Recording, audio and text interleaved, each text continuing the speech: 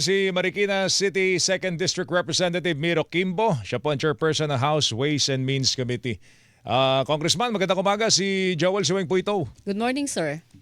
Ay, good morning, Kuya Joel. Ate Weng, magandang umaga po. Kong, ano po ang sakop nung inyo pong panukalang bigyan ng special powers ang ating Pangulo dahil dito sa problema natin sa Middle East?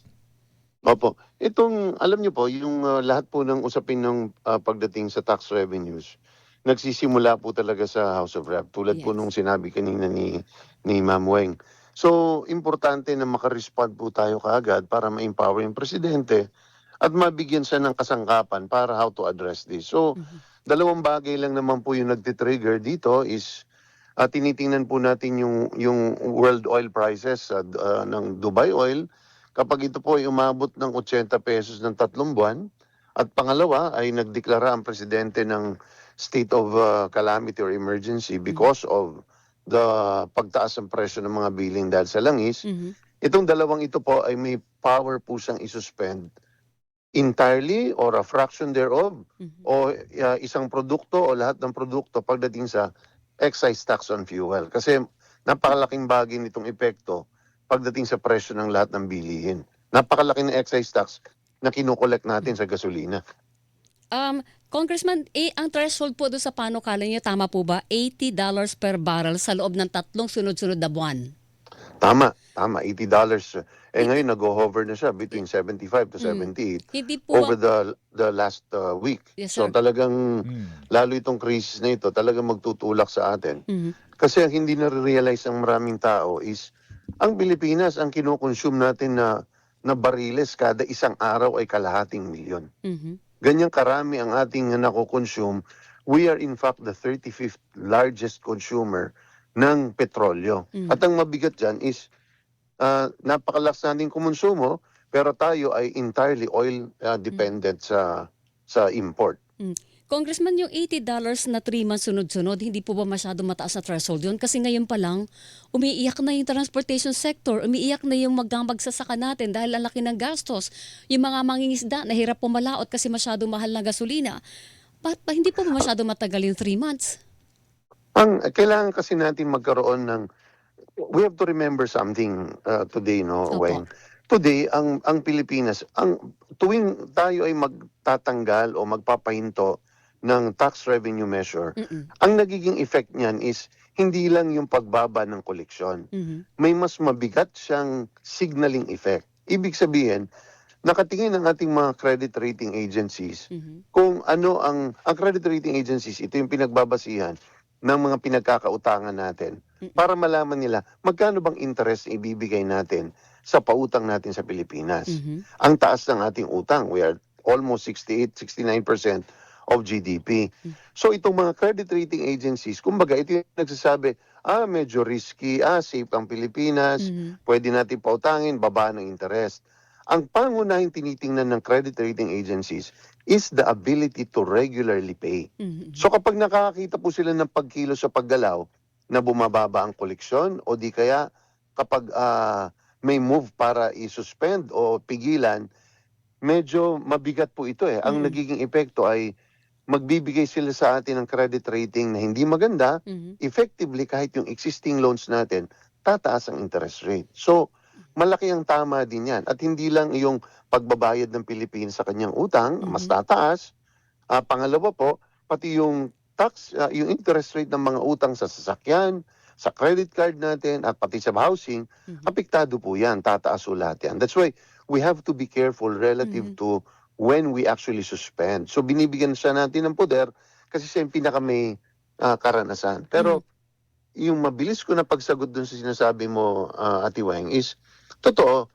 At ang solusyon dyan sa daing ng ating mga manggagawa sa transportation is kailangan talaga ituloy natin yung direct subsidy sa kanila. Ngayon, meron lang wala pang 3 bilyon ang nakalaan dyan pagdating sa subsidy sa mga transport groups. So pwedeng mas lakihan natin yan, kabahagi yan sa pwedeng pag-usapan, dahil yan, mas mararamdaman talaga nila yung tulong kaysa sa pagbaba o pagpapababa ng presyo because of excise tax. Ano po ba ang pinakamagandang choice? Suspension ng excise tax kasi yan magkakaroon ng direct at malaking epekto sa presyo ng produktong petrolyo o magbigay tayo ng fuel subsidy?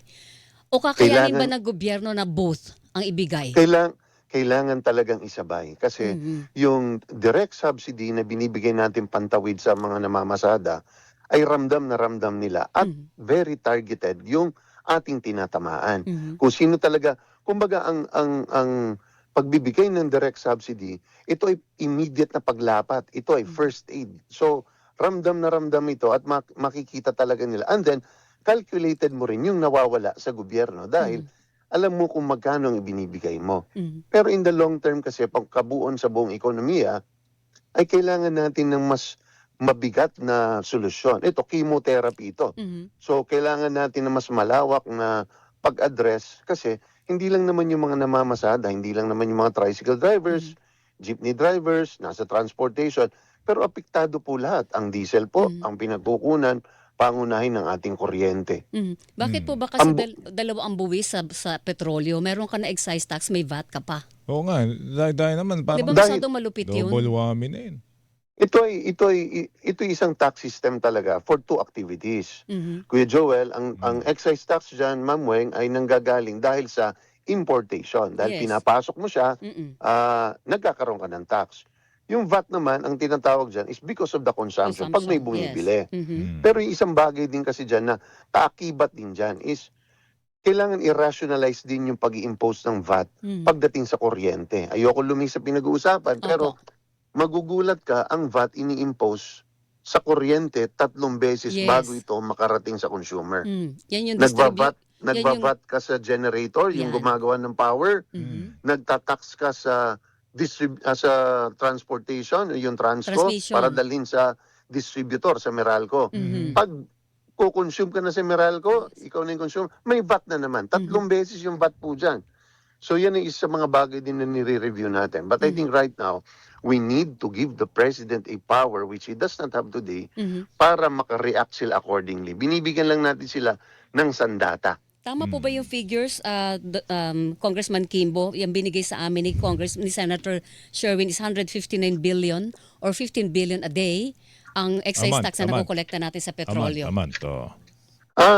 Kung eksaktong petrolyo sa nakikita namin sa datos is around 126 billion ang nakokolekta po dyan. Ngayon po, yan ay mainly po nanggagaling sa Bureau of Customs because unfortunately, unlike in the past, wala na po tayong refinery dito sa Pilipinas eh. So 100% na po ng ating gasolina o petrolyo ay nanggagaling na po sa abroad. Maganda ho, talagang isabay ho natin kasi kami nagrereklamo na, kami middle class, congressman. Wala naman kaming ganansya po sa natatanggap sa gobyerno. Kami po parating hinihingan po ng buwis. Tama. It is really the middle class that shoulders the brunt of income taxation. Pero pagdating po sa indirect taxation, mabigat din po yung tama sa mga ordinaryo mga mamamayan. So pag pinag-usapan po kasi ang petrolyo, apektado po lahat eh. Yung mangingisda na bibili ng kerosene o ng gas, o yung diesel para sa ating mga jeepney drivers. So, apektado po talaga. Pati yung cost of transportation ng mga gulay natin, tiyak yan, tataas din po yan dahil mataas ang presyo ng gasolina. Hindi naman tatakbo sa tubig ang ating mga truck na nagdadala ng mga gulay. Pero agree din kayo, Congressman Kimbo, na ora-orada ibigay na yung fuel subsidy. Wala na dapat hintayin pang threshold sa panahong ito.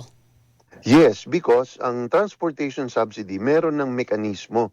May listahan na ang DOTR dyan, pati ang DSWD.